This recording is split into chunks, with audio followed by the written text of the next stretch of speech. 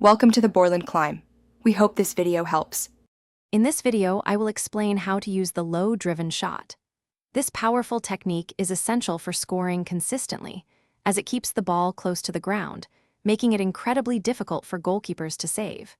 It's particularly effective when you are inside the penalty area, offering both accuracy and a high chance of finding the back of the net.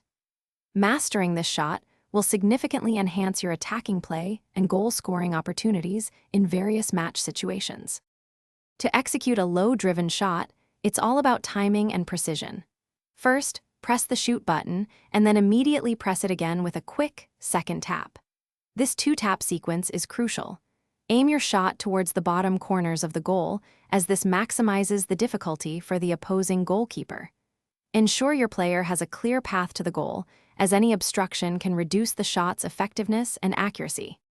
Knowing when to deploy the low-driven shot is key to its success. It's most effective when you find yourself in a one-on-one situation with the goalkeeper, especially when you are inside the penalty box. This shot is also excellent for striking across the goal, aiming for the far post. However, avoid using it from long distances or when under heavy defensive pressure, as its power and accuracy diminish significantly in those scenarios. To truly master this technique, consistent practice is vital. Spend time in training mode to perfect your timing and aiming, focusing on hitting those bottom corners.